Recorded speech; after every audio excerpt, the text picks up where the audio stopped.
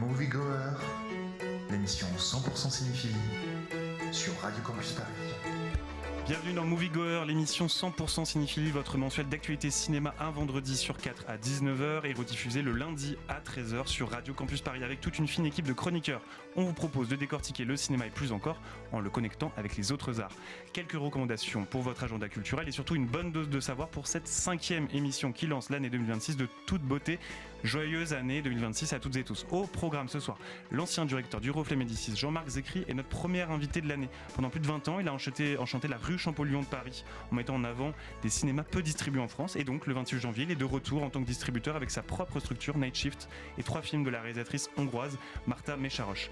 Victor, ce mois-ci, est notre chef d'orchestre. Il décortiquera l'œuvre d'Anna von Holzwolf, si je prononce bien, au gré de ses incursions cinématographiques, bientôt Alice Vinocourt et son Couture, mais aussi chez Assayas ou dans un film de body horror déjà bien connu. Paul voit les choses en grand. Il revient sur deux longs métrages US marquants, The Mastermind avec Josh, si je puis me permettre, fucking O'Connor, le nouveau qui les regarde, et celui qui défraie déjà la chronique Marty Suprême de Josh Safdie avec Timothée Chalamet. François est de retour avec Animotion et un film espagnol en salle depuis ce mercredi avec KMBO, Olivia, quand une jeune fille et son frère sont expulsés et se retrouvent dans un squat. Nel, enfin, reviendra sur Charlie XX et surtout sa passion Letterboxd. Comment cette application, au-delà de tendance, montre à quel point la nouvelle génération est à l'assaut de la cinéphilie et la critique. Sachez qu'à la fin, vous saurez tout sur le ciné. Mais d'abord, il est temps des actus ciné de Paul Pinault. It's Channel 4 News at 6 o'clock. Prêt, Paul ? Non, mon cher Dorian, pas de compte à rebours aujourd'hui. Le vrai a déjà eu lieu, le 31 décembre, enterrant du même coup 2025 et Brigitte Bardot. Nous voilà en 2026, résolution prise, mauvais souvenirs laissés derrière soi et les regards tournés vers le cinéma à venir. Certes, le 7e art est toujours mort, comme disait tonton JLG, mais tâchons d'en extraire le positif. Ma résolution pour 2026, moins de jugement à l'emporte-pièce, plus de bienveillance. Après tout, comme disait Brecht, chacun ses goûts. Devant nous, une année de films et de cinéastes à découvrir dans l'espoir de raviver l'émerveillement des origines des frères Lumière. Je vous propose donc une liste impartiale des réalisateurs notables qui présenteront leurs nouveaux projets cette année. Un petit compte à rebours peut-être ? Allez, soyons fous, je vous l'accorde. Allez, 3, 2, 1... et coup de projecteur. 2026 sera donc marqué par les nouveaux films de Albert Serra, Alejandro González Iñárritu, Andrew Tate, Andrew Stanton, Angela Chanelec, Annie Baker, Arthur Harry, Asghar Farhadi, Bertrand Mandico, Bruce Riley, Brad Bird, Bradley Cooper, Bruno Dumont, Carmen Castillo, Chloé Zhao, Christopher Nolan, Christian Mungiu, Damien Leone, David Fincher, David Lowery, David Robert Mitchell, Denis Villeneuve, Fanny Liattard et Jérémy Trouille, Gaël Lépin, Gore Verbinski, Greg Araki, Gus Van Sant, Hirosaku Koreeda, Hong Sang-soo, Ira Sash, Isabelle Sandoval, James Gray, Jane Schroburn, Jim Jarmusch, Joel Cohen, John Wilson, Josh Safdie, Kantemir Balagov, Karim Aynouz, Kelly Reichardt, Kyle Edward Ball, Lee Chang-dong, Leila Bouzid, Lisandro Alonso, Lucrecia Martel, Malek Bensmaïl, Maureen Faziendero, Mia Hansen-Love, Michael Almereda, Mike Lee, Michael Hurst, M. Night Shyamalan, Mona Fazvold, Naong Jim, Annie Moretti, Nicolas Pariser, Nicolas Winding Refn, Pedro Almodovar, l'indétrônable Philippe Lachaud, Pierre Salvadori, Quentin Dupieux, Radu Jude, Rabat Hammerzheimer, Ridley Scott, Robert Eggers, Robert Guédiguian, Robert Zemeckis, beaucoup de Robert, Ryusuke Hamaguchi, Sam Raimi, Sébastien Lodenbach, Sébastien Vanitschek, Stephen Cohn, Steven Spielberg, Stéphane Demoustier, Teresa Villaverde, Travis Knight, Ulrich Kohler, Virgin Vernier, Yann Gonzalez, Yann Gozlan et enfin Terrence Malick. Le dernier, c'est évidemment une blague pour les quelques Malikiens qui espèrent, comme chaque année, continuer. L'espoir fait vivre et vive 2026. Merci Paul. Moi de mon côté, c'est pas du tout la même chose. On est plutôt sur donc effectivement les films de Greg Araki, Virgile Vernier, David Robert Mitchell. Mais moi, ça va être surtout Le Diable s'habille en Prada 2, Wuthering Heights avec Charlie XX, LOL 2.0. Ça paraît vraiment pas très sérieux. Et The Drama de Christopher Borgli ou Pillion de Harry Linton. Le monde de Narnia, si tu veux, avec Greta Gerwig et Daniel Craig. Donc c'est pas du tout les mêmes listes, mais je te remercie vraiment pour cette belle liste exhaustive. Mais d'abord, avant de poursuivre, te remercier pour cette liste. On va suivre ça avec beaucoup d'appétence, mais tout de suite l'entretien du mois avec Jean-Marc Zecry. Drama is life with the dull bits cut out. Je vois Jean-Marc déjà un peu en début de fourrure. Déjà il l'a, ouais. Merci Jean-Marc d'être avec nous ce soir. Merci à vous, bonsoir. Ça me fait très plaisir que tu sois là ce soir parce que, je le précise parce que c'est important, je travaille chez Dulac Cinéma, on a travaillé 2 ans ensemble, et donc ça me paraissait très important de te recevoir ce soir pour parler donc de ta nouvelle activité de distribution. Déjà, comment ça s'est concrétisé? Pourquoi ce retour à la distribution? Parce que tu avais déjà une société avant de distribution, Baba Yaga. Ouais, j'avais précédemment une société de distribution qui commençait à devenir sacrément chronophage vu l'activité au Reflet Médicis.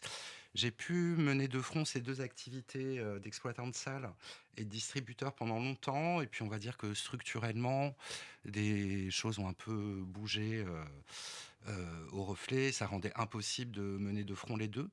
Et mais j'ai toujours eu à cœur dans un petit coin de ma tête, de poursuivre cette activité qui est complémentaire de celle de la programmation en salle. Voilà, on est un écosystème où chaque poste se répond. Et donc là, très vite, j'ai eu ce désir de m'y remettre. Et puis on va parler peut-être de la cinéaste qui va nous occuper pendant quelques minutes juste après. Justement, tu avais projeté Reflet Médicis avec l'Institut List dans le cadre des Lundis hongrois des films de Martha Mészáros. Est-ce que tu peux nous présenter qui est cette réalisatrice méconnue Alors, Martha Mészáros, c'est une cinéaste hongroise qui est toujours vivante, qui a 94 ans, qui est peut-être un peu fatiguée aujourd'hui, et qui a commencé à son activité de cinéaste au début des années 60, en tournant de nombreux documentaires, plutôt là, sous forme courte. Elle a commencé à 25 ans, elle a fait ses études comme pas mal de cinéastes de cette période, au VGIK à Moscou. Donc elle a été super bien formée par les meilleurs maîtres soviétiques. Et n'ayant pas grandi en fait en Hongrie, peut-être que j'y reviendrai un peu plus tard en parlant des films, n'ayant pas grandi en Hongrie, elle a eu à cœur en retournant en Hongrie après ses études, de faire connaissance en fait avec le peuple hongrois à travers la forme documentaire. Et elle a été pendant quelques années la femme d'un cinéaste qui a peut-être un peu plus de renommée aujourd'hui, qui s'appelle Miklos Jankso. Et c'est au moment où elle se sépare de Miklos Jankso en 68 qu'elle passe au long métrage, ce qui est peut-être pas anodin. Voilà, elle s'autorise le long métrage en parallèle de sa séparation. Alors là, on a le début de sa carrière, et donc il y a ces 3 films. Et donc il y a ces 3 films, et pas que. Elle est effectivement, elle a réalisé plus d'une vingtaine de longs métrages qui ont pour point commun de s'attacher, pour chacun des longs métrages, peut-être excepté un, mais qui est plus ou moins un film de commande, de s'attacher à dresser des portraits de femmes. Okay. Et quand on lui posait la question, j'étais tombé sur un entretien qu'elle avait accordé au Cahier du cinéma en 77, 78, je sais plus bien. Elle s'offusquait un peu qu'on souligne ce que je viens de souligner d'ailleurs, en disant mais on demande pas en fait aux cinéastes hommes pourquoi leurs personnages sont majoritairement des figures d'hommes. Donc ça lui paraissait tout à fait naturel par rapport à son parcours, un parcours personnel un peu particulier puisqu'elle a perdu ses parents assez tôt. Son père quand elle avait 3-4 ans dans les purges staliniennes dans les années 30, et sa mère un peu plus tard quand elle avait à peine 8-10 ans dans d'une maladie dont je sais plus laquelle, et donc elle a été placée en foyer. Okay. Et cette histoire personnelle d'avoir été mise en foyer se retrouvera dans plusieurs de ses films, dont les 3 dont il est question aujourd'hui, puisque les 3 films qui ressortent en salle le 28 janvier en copie restaurée, Adoption 1975, 9 mois 1976 et L2 1977, ont à voir avec ces questions-là. Voilà, je sais pas. Mais alors, moi, ce que je me pose aussi comme question, c'est pourquoi ces 3 films-là en particulier? Il y en a un avec Marina Vladi, L2. Alors, ces 3 films-là sont des films assez différents. C'est-à-dire on peut dire peut-être 3 périodes dans sa carrière de cinéaste de long métrage. Une première période qui s'achève avec Adoption, où où elle tourne des films en noir et blanc, c'est pas uniquement cette caractéristique-là, avec une façon de mise en scène très particulière, souvent des longs panoramiques qui balayent à la fois les corps et les visages. Et elle passera, donc Adoption lui permet bizarrement de passer à une autre façon de tourner et d'ouvrir peut-être son casting à l'international, puisqu'Adoption aura l'Ours d'Or à Berlin en 1975. C'est la première femme cinéaste à recevoir l'Ours d'Or à Berlin. Et à ce moment-là, elle décide d'aborder un cinéma plus frontal, pas plus sec, parce que comme il y a une certaine froideur propre à, peut-être pas qui lui est propre, mais propre aux cinématographies de la Hongrie de cette période-là. Mais elle passe à un autre type de frontalité dans sa façon de tourner, avec 9 mois L2 qui sont une sorte de diptyque, et avec L2, elle ouvre effectivement son casting à l'international avec Marina Vladi. Marina Vladi, l'actrice qu'on connaît chez Godard dans 2 ou 3 choses que je sais d'elle, mais qui a énormément tourné en fait en Europe de l'Est, qui elle-même est d'origine russe et qui a énormément tourné en Europe de l'Est dans les années 70.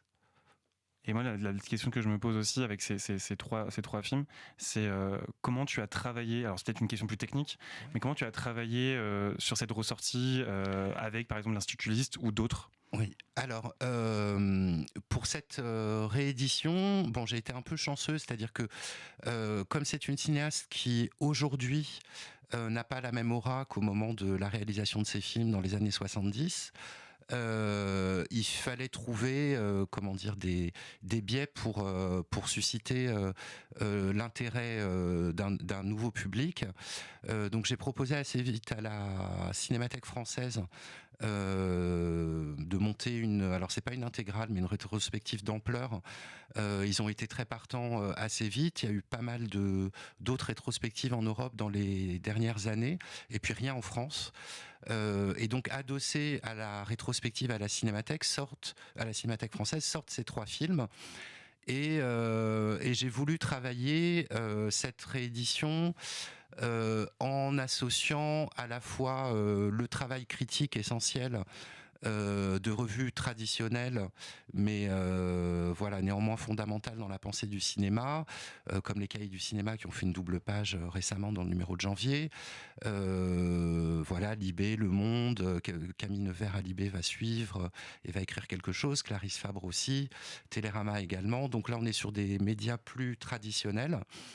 Je travaille cette sortie avec la revue Tsunami, qui prépare un numéro d'ampleur avec un dossier Martha Mezzaros et notamment un grand entretien avec Lily Monori, qui est l'actrice avec La Bouille Super, qui joue dans 9 mois et L2, qui a répondu à Zoé L'Huillier à distance, mais qui lui a répondu et qui donne une certaine matière à cet entretien.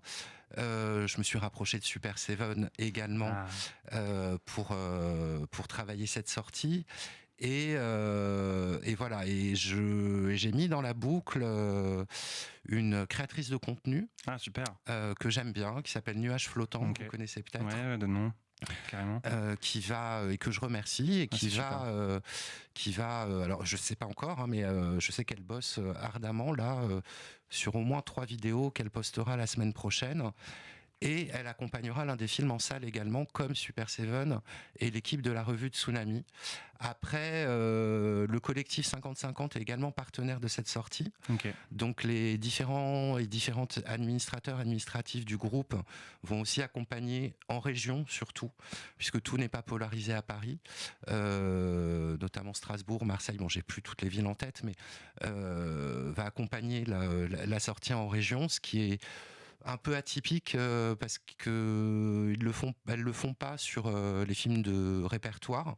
mais parce qu'elles n'ont pas particulièrement de propositions. Donc voilà, je crois que j'en oublie un peu. Mais c'est déjà un bel accompagnement, quand même assez impressionnant. Donc, merci beaucoup Jean-Marc. On revient tout à l'heure sur les films et puis aussi ce que ça raconte de l'époque hongroise. Merci beaucoup Jean-Marc. On se retrouve tout à l'heure, mais il est venu le temps de notre première interview musicale et je laisse Victor prendre la suite. Ouais, alors notre figure musicale du mois, j'ai décidé que ce serait Anna von Hauswolf, chanteuse suédoise, également autrice-compositrice, pianiste, mais surtout très important, vous le verrez, organiste, pop girl sans doute, mais pop girl gothique, post-metal, expérimental, en fait complètement inclassable. Il faut écouter sa discographie pour se rendre compte de tous les genres différents qu'elle est capable de traverser. On parle d'elle aujourd'hui déjà parce que son dernier album Iconoclast, sorti en octobre, est l'un des plus beaux de 2025, mais aussi parce qu'elle sera de passage à Paris dans quelques jours, le 31 janvier, pour un concert au Trabendo à guichet fermé. Surtout en parallèle, sa musique est absolument partout au cinéma ces derniers temps. C'est vraiment la chanteuse préférée de tes cinéastes préférés et j'ai dû faire des choix douloureux pour ne garder qu'une petite poignée de citations. Ce qui cimente sans doute toute la musique de Anna von Hauswolf, c'est son rapport au spectral, au fantomatique, l'impression qu'elle sonde à l'aveugle des zones enfouies de la mémoire pour parler avec les morts. Comment mieux décrire alors Les Échos du passé, le superbe film de Masha Szylinski, prix du jury à Cannes l'année dernière, actuellement au cinéma, et qui nous présente plusieurs générations de femmes à travers leurs cauchemars, au son entêtant de Stranger, issu de l'album The Miraculous. Le titre revient plusieurs fois et nous offre la plus belle scène du film, une plongée en apnée dans un souvenir de plusieurs siècles. Les Échos du passé, c'est à découvrir en salle depuis le 7 janvier, et voici donc Stranger de Anna von Hauswolf.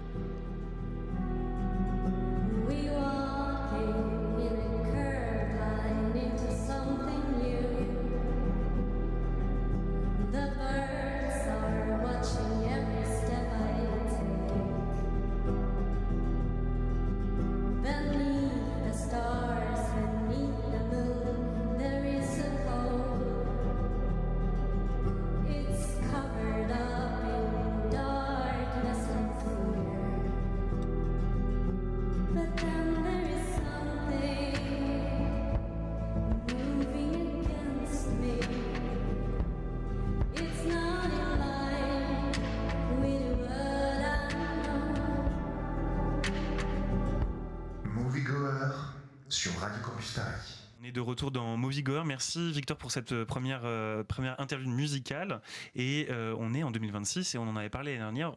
On arrive bientôt au moment de Cannes, d'Annecy, mais il y a encore des films du cru 2025 en termes d'animation qui sort en salle. Et aujourd'hui, François voulait nous parler d'un film espagnol, Olivia, qui donc est sorti en salle mercredi, où on évoque à la fois la question d'expulsion de la pauvreté, tout ça en stop motion. Motion. Et oui Dorian, en salle depuis ce mercredi, je vais vous parler d'un film d'animation espagnol dans la veine de Ma vie de courgette, passé à Annecy. Pour les fans de stop motion, foncez voir Olivia de Irénée Iborra-Rizzo, une sortie Little KMBO. Olivia, 12 ans, voit sa jeune vie bouleversée quand elle et sa famille se retrouvent obligées de changer de maison et de quartier. Mais elle découvre alors de nouvelles possibilités que cette vie a à lui offrir. Adapté du roman d'Olivia, La vie est un film de Maite Carenta, amie de la réalisatrice, Irénée fait un film sur le déclassement social à hauteur d'enfant, sans jamais plonger dans le misérabilisme. Olivia aborde des sujets difficiles tels que le mal-logement, la dépression ou la difficulté pour une mère d'élever seule ses enfants. Mais elle traite cette fable sociale comme une aventure, le passage d'un monde à l'autre rempli de nouvelles possibilités.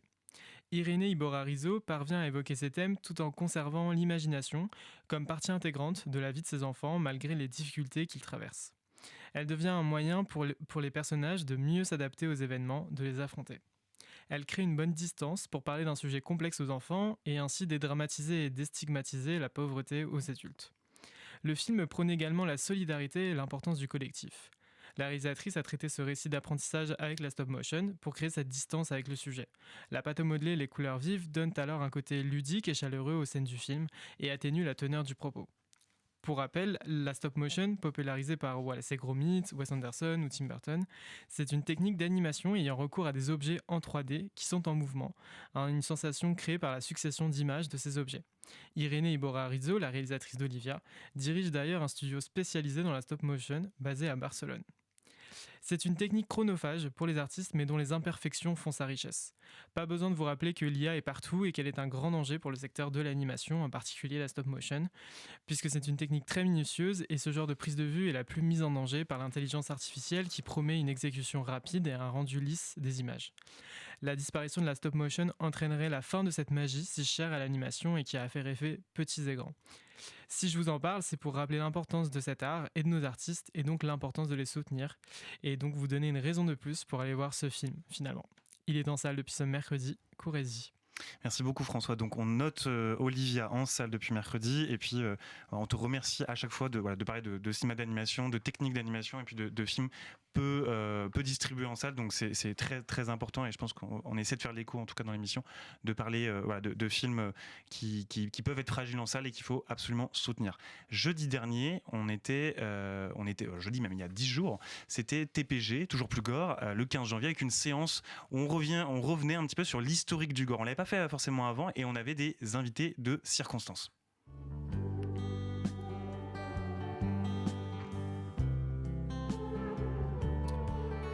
Pour entrer comme il faut dans l'année 2026, nous avons donc concocté une riche double séance. En premier lieu, Nous les barbares, court-métrage de Bertrand Mandico, dans lequel le cinéaste reprend les décors et actrices de son Conan pour livrer une œuvre hybride, à la fois déclinaison du film initial et projet méta singulier. Dans un second temps, c'est l'illustre Herschel Gordon Lewis, pape du cinéma gore, dont nous avons proposé de découvrir l'œuvre avec Wizard of Gore, une fiction sur un magicien sanguinaire qui fut l'un des premiers modèles du genre. Séance théorique, donc historique aussi, bref, un retour sur les chapeaux de roue pour bien commencer l'année. Et donc justement, jeudi 15 janvier, nous avions eu le bonheur de recevoir Bertrand Mandico et Philippe Rouillet aux Écoles Cinéma Club. Ce fut également l'occasion de leur poser quelques questions sur la mise en scène du gore et de la chair, ainsi que ses influences artistiques pour l'un, et l'histoire du gore avec, au premier plan, pour l'autre, donc pour Philippe Rouillet, le théâtre du Grand Guignol. Merci donc à Juliette Moncuit, notre intervieweuse hors pair, ainsi qu'à Mathilde Costroy et Max Corbet à la technique, sans oublier le restaurant Le 5e Cru qui nous ont accueillis pour cette interview. Je tiens à le mentionner, c'était génial, le vin rouge est très bon et je vous laisse écouter les quelques mots que Philippe Rouillet a donné au micro de Juliette Moncuit.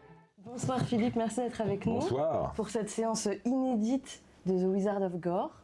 Pour un petit peu commencer, est-ce que vous pourriez nous dire et nous rappeler pourquoi ce film est aussi significatif dans le cinéma de genre et de gore ? Déjà, Herschel Gordon Lewis est significatif, son réalisateur. C'est lui qu'on a appelé le père du gore ou le pape du gore. En tout cas, c'est lui qui, officiellement, s'est autoproclamé auteur qui a créé le cinéma gore en 1963 avec Blood Fist. Donc, voilà, on est avec le départ. On est avec le départ. Sauf qu'on est en 1970, Wizard of Gore. C'est-à-dire qu'entre-temps, Herschel Gordon Lewis a fait beaucoup de choses. Et là, c'est un retour au gore. Mais la technique cinématographique n'a pas changé. Ça reste toujours aussi primitif. Mais le film a une aura particulière parce que c'est presque un film méta. Alors, c'est un bien grand mot pour Herschel Gordon Lewis qui refusait de considérer son cinéma comme un art. Pour lui, c'était du commerce. Donc, c'était pas un artiste. Les choses sont claires. D'accord. Donc, parler de vision méta peut paraître surréaliste. Mais en attendant, il s'agit d'un magicien qui s'adresse aux spectateurs en leur disant « Vous voulez voir des effets sanglants, vous voulez l'illusion ». Et c'est bien ce que le spectateur fait quand il prend son ticket pour voir un film d'horreur, particulièrement un film gore.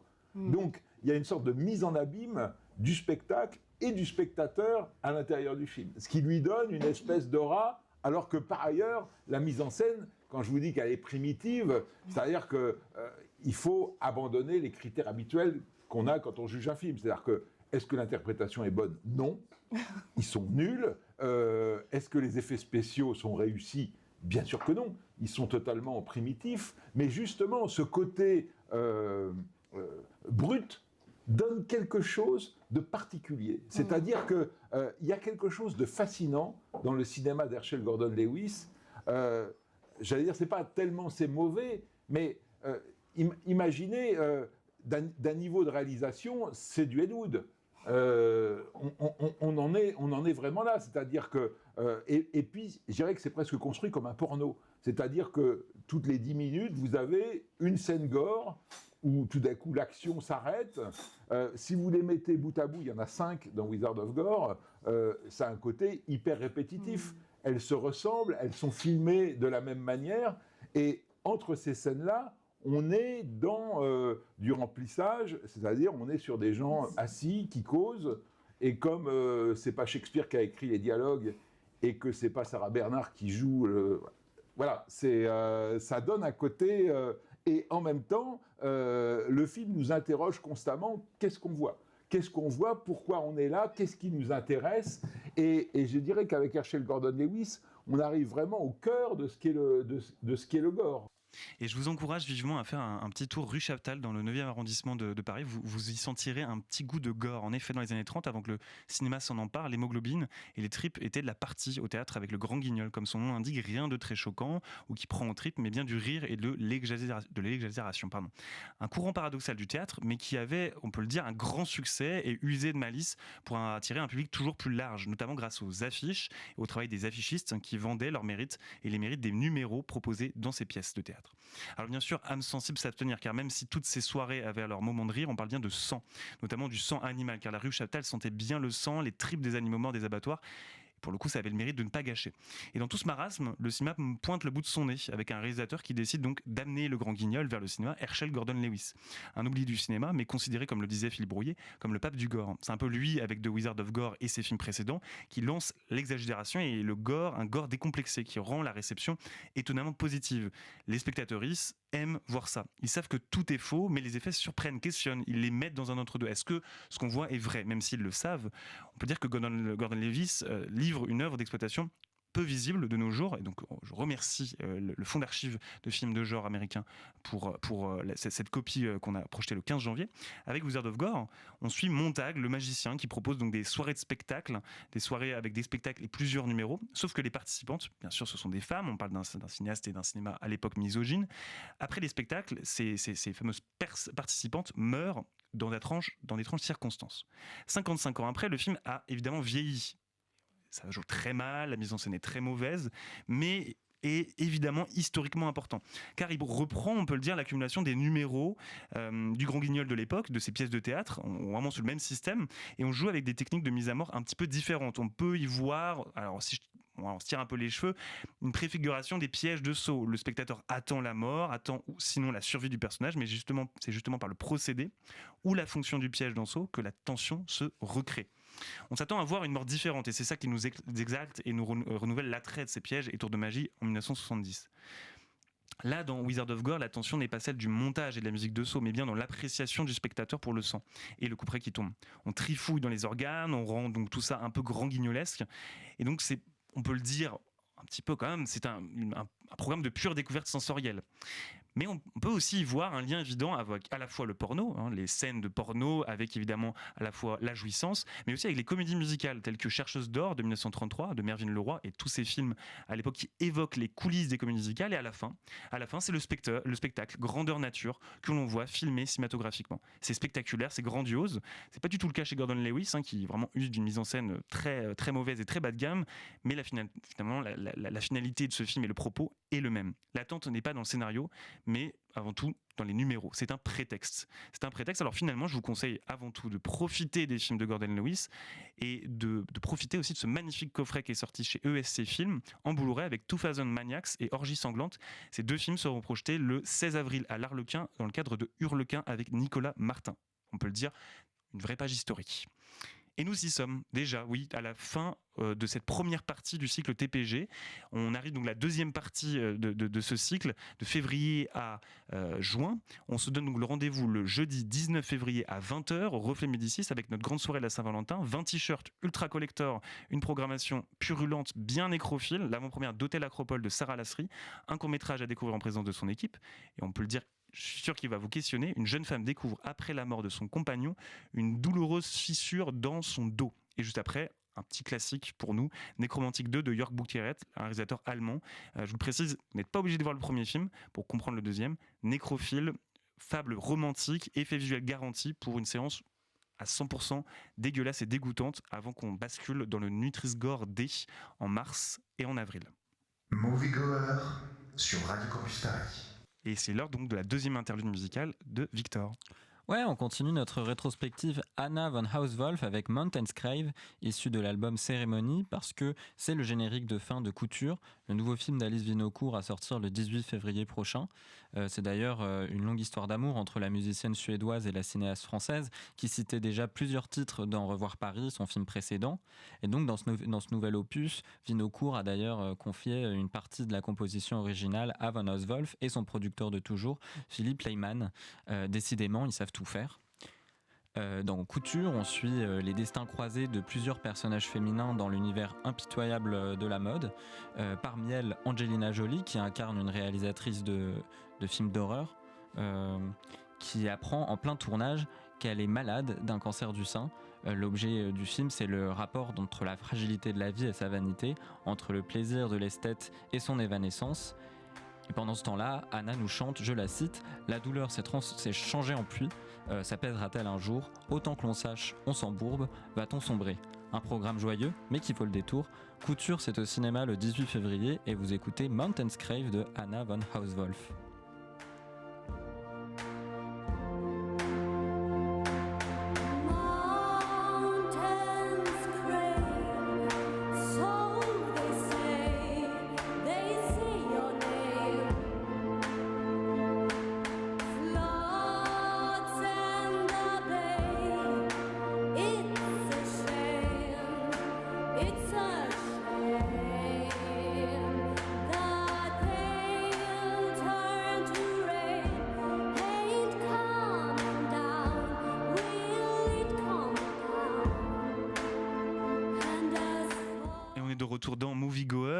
On a donc très hâte de découvrir Couture donc d'Alice Winocourt en salle avec Angelina Jolie et on mentionne un très beau casting, Louis Garrel, Vincent Ladon, Garance Marié et Finnegan Oldfield. Mais donc Victor, tu es déjà de retour, cette fois avec du patrimoine et une autre star, un certain Rémus Lupin, ou plutôt David Tellis, avec Naked de Mike Leigh qui ressort en salle au Reflet Médicis notamment à la fin du mois. Naked de Mike Leigh qui a donc eu aussi le prix d'interprétation masculine au Festival de Cannes 1993.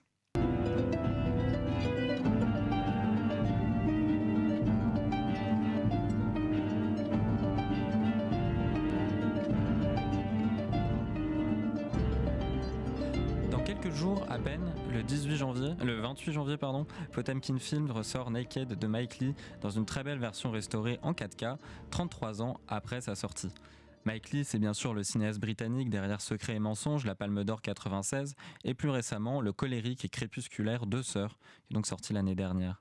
Or, en 93, Naked est pour Mike Leigh le premier grand moment de reconnaissance publique et critique. Le film lui vaut à Cannes le prix de la mise en scène, mais aussi celui de la meilleure interprétation masculine pour David Thewlis. Donc David Thewlis, effectivement, que l'on connaît tous en tant que professeur Lupin dans Harry Potter, et qui trouve dans Naked un personnage non moins patibulaire, broke et crasseux, mais quand même d'une autre portée, celui de Johnny Fletcher, qui est de tous les plans, une sorte de vagabond philosophe complètement toxique et misanthrope qui fuit à Londres et en écume les coins les plus sombres. Il recroise une ex, Louise, interprétée par Leslie Sharp, séduit sa coloc, Sophie, interprétée par Catherine Cartledge, puis erre de rue en rue, déroulant à qui veut bien l'entendre des prophéties apocalyptiques dont on ne sait jamais si elles sont l'œuvre d'un fou allié ou d'un génie visionnaire. Et pour cause, c'est un film d'un inconfort permanent qui est peut-être l'exemple parfait pour montrer que le geste de Mike Leigh, souvent évoqué à tort comme connexe à celui de son compatriote Ken Loach, est en fait totalement à revers d'un réalisme à discours, un total cinéma de l'irrationnel, pratiquement expérimental dans sa facture. D'ailleurs, parlons-en de cette méthode Mike Leigh. Elle consiste en fait à faire élaborer le scénario à partir d'improvisation des acteurs, ensuite bien sûr ressouder, remoduler entre elles. Mais l'élément central de ce chaos organisé, ça reste l'acteur, son corps et son impulsion dans tout ce que ça peut avoir d'incohérent. Et ces bas-fonds londoniens permettent ça, des personnages incontrôlables qui s'entrechoquent et dont les existences ne sont pas scriptées. à l'image de ce plan de 3 minutes qui se joue entre un salon, une cuisine et une cage d'escalier, où Thewlis tourne comme un lion en cage, repousse inlassablement Catherine Cartledge qui le suit à la trace, puis va empêcher Leslie Sharp de regarder la télé comme un enfant sadique, avant d'embrasser, puis de repousser les deux et de se tirer. Les 100 pas dans un appart, la perte totale de sens dans les relations, cette étrange musique de mélo qui contraste avec l'anarchie ambiante, en fait c'est un remake du Mépris de Godard à 3. Et alors, le mouvement du corps, le mouvement incessant du corps de David Thewlis, ce sera toujours le seul sujet de la caméra de Mike Leigh, ce sentiment d'un film brillamment hétérogène, disputé entre ses différents protagonistes, culmine avec le personnage du propriétaire de l'appart, une sorte de double bourgeois, finance bro de Johnny, tout aussi vampirique et délirant, voire plus que ce dernier. Et c'est une sorte de psychopathe qui confine au rire sardonique comme une prescience de Lynch ou de Bret Easton Ellis. Car aussi, ça raconte ça, les tréfonds de la violence masculine, la laideur des pulsions mises à nu chez des êtres tellement cyniques qu'ils arrêtent même de feindre la morale ou la bienséance. Il faut reconnaître que Mike Leigh est peut-être l'un des seuls à pouvoir filmer une telle noirceur sans cynisme. Peut-être justement parce qu'il observe son mouvement et non sa généalogie. Naked de Mike Leigh, c'est un très grand film et ça ressort en salle le 28 janvier. Merci beaucoup Victor. Tout juste un mois avant la Saint-Valentin et la sortie de Wuthering Heights, Nell revient ce mois-ci sur l'une des grandes passions de Charlie XX, noter et commenter des films sur Letterboxd. La critique se déplace et une nouvelle génération s'en empare via cet outil. It's Charlie, baby. Alors petit sondage pour commencer, autour de cette table, qui utilise Letterboxd ? Moi aussi. Ouais. Jean-Marc ? Non, moi je suis frileux. Je fais pas de top. Ok, j'entends.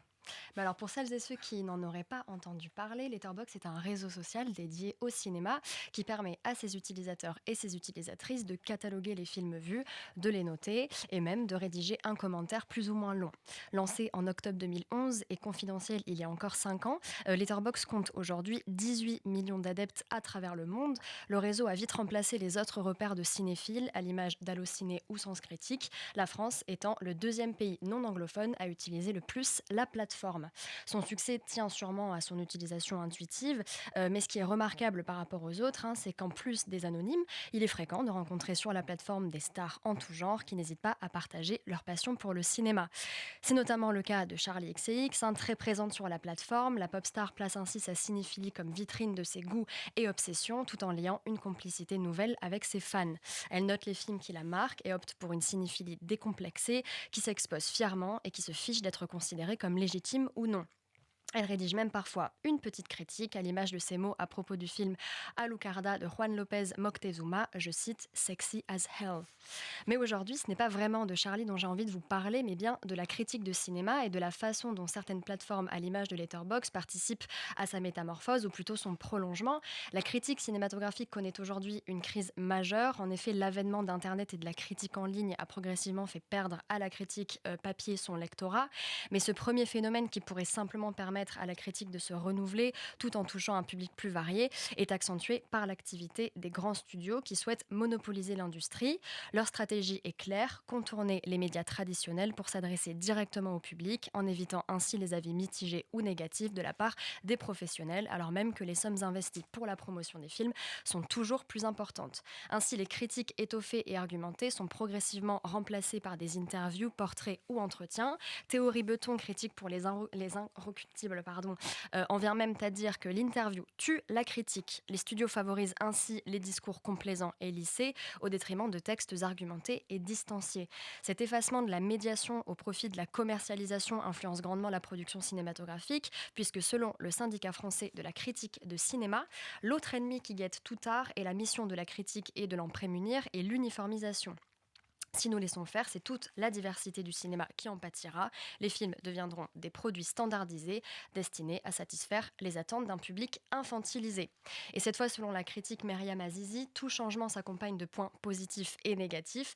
Elle condamne le déclin progressif de la critique papier tout en félicitant la démocratisation du discours portant sur le cinéma qui devient à la portée de tous et toutes. Aussi, la critique cinématographique n'est-elle plus exclusivement l'apanage de l'élite intellectuelle.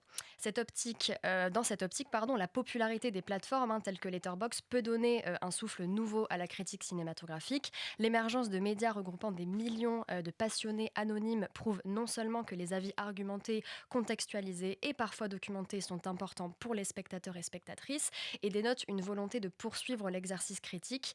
Et je ne pourrais pas mieux conclure qu'en citant le papier de LVSL, un spectateur guidé seulement par les qualités intrinsèques des films et la haute idée qu'il se fait du 7e art ne serait-il pas finalement l'horizon vers lequel la critique de cinéma permet de se tourner. Donc il faut qu'on revienne plutôt à la critique papier, les cahiers, les inrocs positifs pour ne citer que.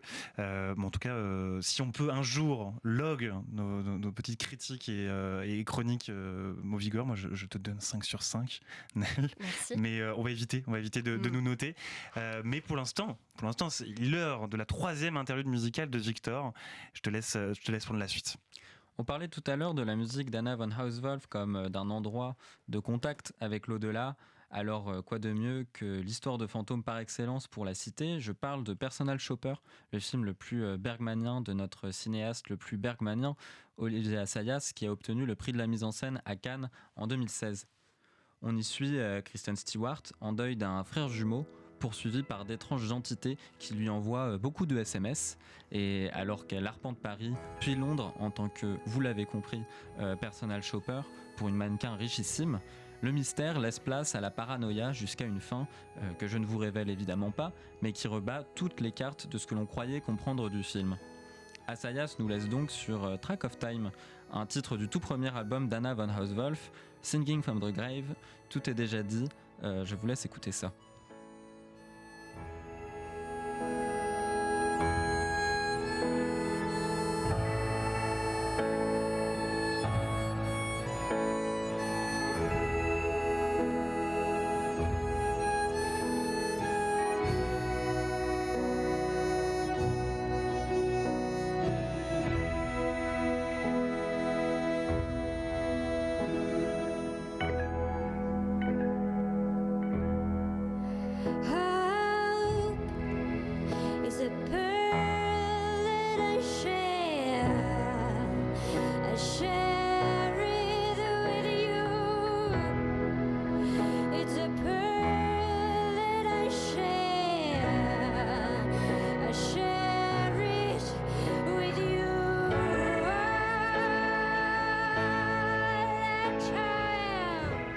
Retour dans Moviegoer, et donc forcément je tiens à mentionner le nouveau film de d'Assayas est en salle en ce moment, Le Mage du Kremlin, et puis donc Personal Shopper disponible en VOD. Moviegoer sur Radio Campus Paris. Et on est de retour donc dans Moviegoer avec Jean-Marc Zécry qui ressort en salle 3 films de Martin Mecharoche, L2, Adoption et 9 mois. Et je voulais donc revenir avec toi sur ces films-là et aussi quelque chose de très intéressant, on s'en est parlé en off aussi.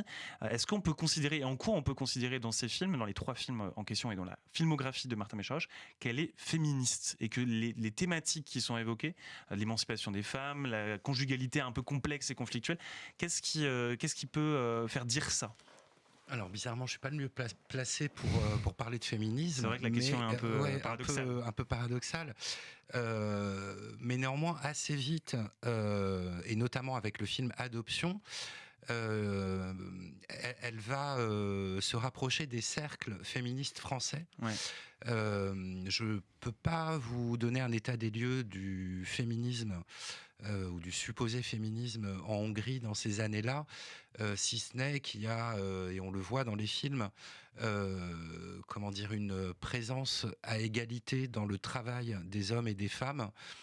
Pas à des postes de direction forcément comme dans 9 mois, mais on voit des femmes ouvrières à égalité de postes de ceux des hommes. Alors il y a cette réalité-là dans les pays dits de l'Est, bon un peu exagéré d'un point de vue théorique, mais on le voit dans les films. Et Martin Mecharoche se rapproche avec Adoption à la faveur de l'Ours d'Or qui va lui donner une aura un peu plus internationale et va se rapprocher de certains collectifs portés notamment par Delphine Seyrig dans les années 70 dont on connaît le militantisme féministe. Elle va se rapprocher aussi d'Agnès Varda qui est moins frontalement militante mais dont tout le travail témoigne d'un féminisme ancré de bout en bout par tous les pores de son corps et de son travail. Il se trouve que Agnès Varda sera présente aussi sur le tournage de 9 mois en retour et filmera de son côté, vous verrez quand vous verrez le film, la scène finale, mais de son point de vue, la scène finale de 9 mois. Donc je ne sais pas comment... je ne veux pas absolument tirer ces films vers des films féministes, mais le simple fait, dans les années 70, de centrer ces films autour de personnages féminins et surtout ce qu'il advient de la rencontre de deux personnages femmes à des moments différents de leur vie, dans des situations différentes, et comment, à travers un point de départ qui n'est pas évident dans la rencontre, comment deux femmes vont pouvoir s'épauler. On peut parler aujourd'hui de sororité. Le terme n'existait peut-être pas, je ne vais pas faire d'anachronisme, mais peut-être qu'on peut aussi parler de sororité. Mais une sororité pas simple, de film en film. Et ce sont les situations et les points de départ de chacune et de ces femmes qui fera qu'elles prendront une décision à un moment donné qui vont bousculer leur quotidien et leur donner de la force d'avancer ensemble. Est-ce que c'est pas justement, enfin, je parle de féminisme, mais est-ce que c'est pas une question peut-être un peu marketing aussi de poser la question, de se dire on va ranger ces films qui n'avaient pas du tout probablement l'écho et le regard de l'époque pour la critique, pour la réalisatrice aussi. Alors j'ai pas, par exemple, j'aurais pu. J'ai pas du tout, j'ai pas voulu jouer la carte en promotion et en communication du féminisme. J'aurais trouvé ça un peu usurpé. Bien sûr, ouais. J'aurais pu le faire et ça serait passé tranquille, hein, et tout le monde aurait été content, je pense. Mais j'ai pas mis ça en avant ni dans la bande-annonce. Voilà, j'aurais pu... j'ai hésité, hein. Et je me suis dit non, c'est pas à moi de faire ça. J'aurais été mal placé. En fait, je me serais pas senti à l'aise avec ça. Moi, la question que je me pose aussi, c'est, tu parlais donc de Delphine Seyrig, d'Isabelle Huppert ou d'Anna Karina. Pourquoi cette attache à la France si particulière pour cette réalisatrice ? En fait, ce sont comment dire, c'est à travers les films de Marta Mezzaros ont été beaucoup montrés en France à ce moment-là, en 70, dans les années 70. En festival, dans des festivals qui, pour certains, n'existent plus aujourd'hui, dans le festival du film de femmes de Créteil, qui a peut-être une aura un peu moins importante aujourd'hui, mais qui était très important à l'époque, au festival du film de Paris, et donc on voyait les films.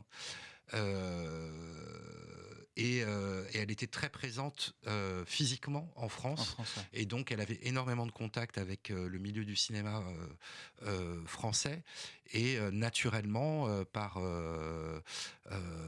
son travail et par ce que disent les films, des actrices qui à ce moment-là se questionnaient. Anna Karina était dans une période de sa filmographie où elle se questionnait, où elle venait de réaliser elle-même un film, et voilà, elle voulait prendre en main un petit peu son destin et ne plus dépendre du désir des hommes. Okay, ouais. C'est entre guillemets naturellement qu'elle se retrouve dans un film de 78, je crois, qui s'appelle comme chez nous. Un peu plus tard, je crois que c'est une coproduction France, Pologne, Hongrie. Delphine Seyrig aussi tournera avec elle. Et Isabelle Huppert a eu aussi cette intuition. Bon, Isabelle Huppert, elle a toujours des intuitions, mais très jeune, hein, puisque les héritières datent de 81, si je me trompe pas. Donc, c'est une Isabelle Huppert très très jeune qui se retrouve à tourner avec Marta Mezzaros. Merci beaucoup, Jean-Marc.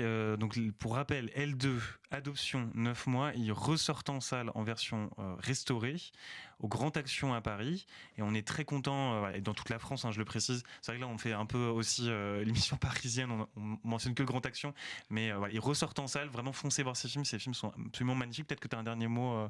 Et en parallèle, du 28 janvier au 15 février, la rétrospective Marta Mezzaros à la Cinémathèque française, avec notamment beaucoup de ses premiers courts-métrages et une vingtaine de longs.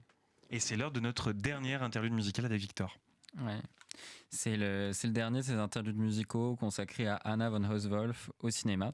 Mais je vous ai gardé le meilleur pour la fin, à savoir qu'on peut l'entendre dans The Substance de Coralie Farja, la sensation body horror qui avait déferlé sur nos salles en 2024. Rappelez-vous de son effusion finale, dont je tairai les détails, et ben c'était au son d'Ugly and Vengeful de von Hauswolf. Laide et vengeresse, c'est bien la meilleure façon de décrire la désormais légendaire Monstro Elissassou, l'évolution finale de Demi Moore et Margaret Qualley.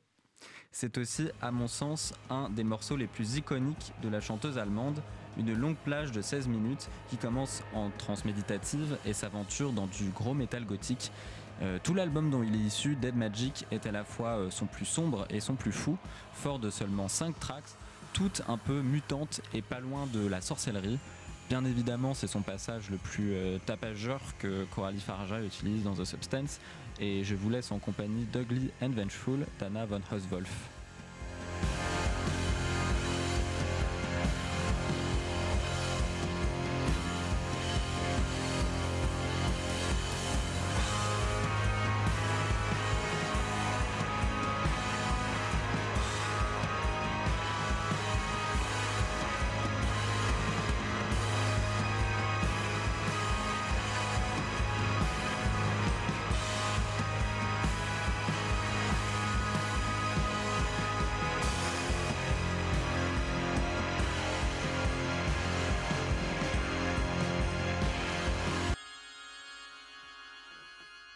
Merci beaucoup Victor pour ce panorama complet de Anna von Hauswolf. J'arrête pas du tout à le prononcer. Moi non plus. Mais voilà, t'as mieux réussi. Et là c'est au tour de Paul de nous parler de deux sorties US indépendantes qui vont forcément égayer vos prochaines semaines cinématographiques en salle.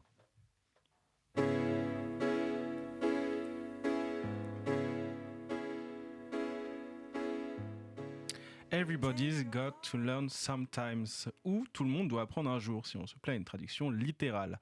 Voilà ce que chantaient les Corgis en 1981 et que l'on peut entendre dans Marty Supreme, le nouveau film en solo de Josh Safdie.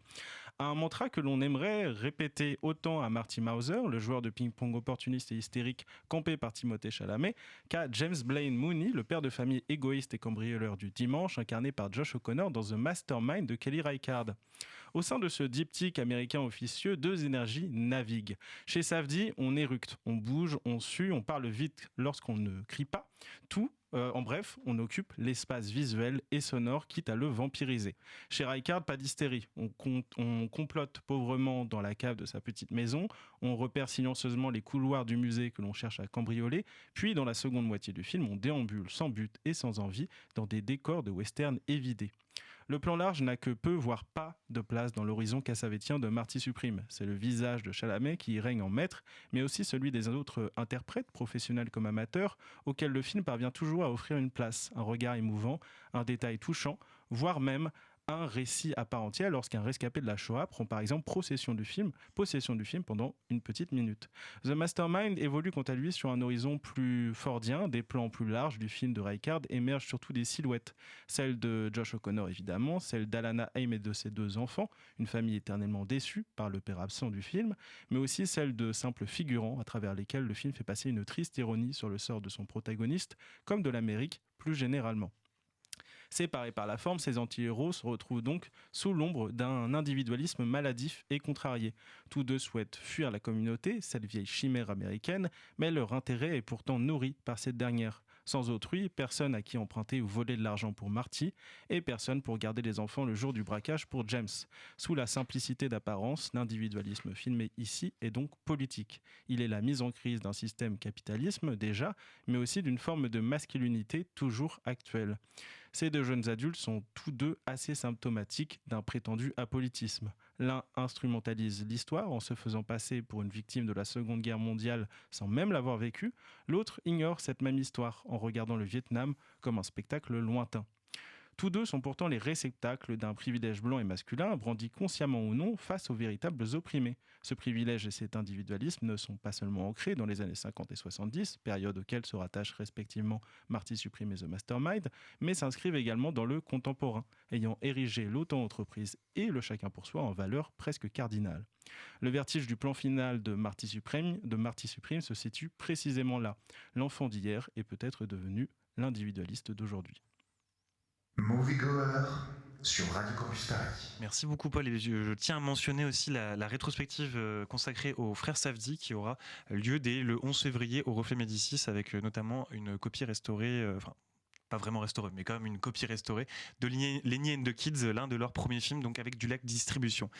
C'est au tour à Paul de conclure cette émission avec toujours un peu de philosophie. Et aujourd'hui, tu voulais nous parler du Nikon Festival et la nécessité de réaliser l'acte de réalisation.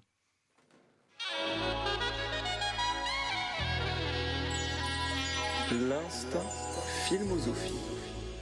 Et bonsoir à tous. Effectivement, janvier commence à toucher à sa fin et pour beaucoup d'apprentis réalisateurs, c'était un mois un peu particulier parce que du coup, le 30 janvier, comme chaque année, vont sortir tous les films du Nikon Film Festival.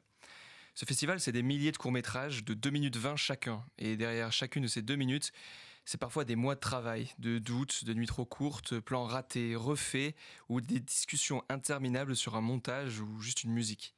Donc aujourd'hui, dans l'instant Filmosophie, moi je voulais poser une question simple. Qu'est-ce que ça veut dire au fond, faire un film ? Alors, pas du point de vue technique, mais du point de vue philosophique. Parce que bien avant les écoles de cinéma, certains philosophes se sont déjà demandé pourquoi on crée et ce que ça engage. Aujourd'hui, je vais confronter 2 philosophes qui ne s'aimaient pas beaucoup, ça va être Albert Camus et le fameux Sartre. Donc je vais commencer par Camus. Pour Camus, le monde il est absurde.